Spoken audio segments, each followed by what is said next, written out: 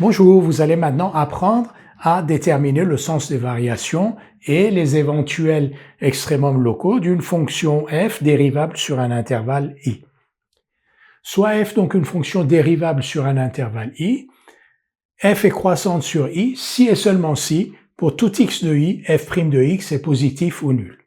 F est constante sur i si et seulement si, pour tout x de i, f' de x égale 0.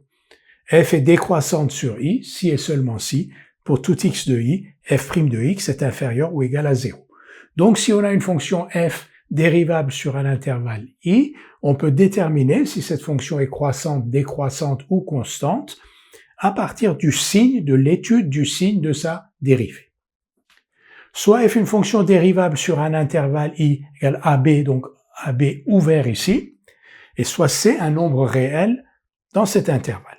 Si f' s'annule et change de signe en c, alors f admet un extrémum local égal à f de c en c. Un extrémum local, c'est soit un minimum local, soit un maximum local.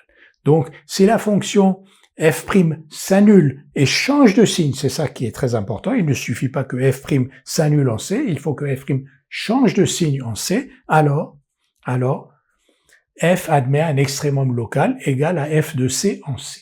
Alors, est-ce que c'est un minimum local ou un maximum local? Ça, c'est l'analyse qui permet de le savoir. Et voilà comment on fait cette analyse. Donc, voilà un premier cas où donc f' s'annule en c, change de signe. Mais il est d'abord négatif, ensuite positif. Il est d'abord négatif, c'est donc que pour x inférieur à c, si f' de x est négatif ou nul, f est décroissante.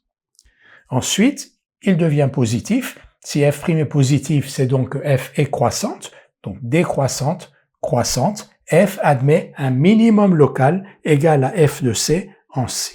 L'autre cas, ici aussi, f' s'annule en c, mais et change de signe, c'est ça qui est très important, change de signe. Et ici, d'abord plus, ensuite moins.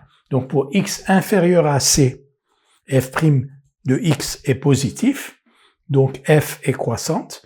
Pour x supérieur à c, f' de x est négatif et donc f est décroissante et f admet un maximum local égal à f de c en c.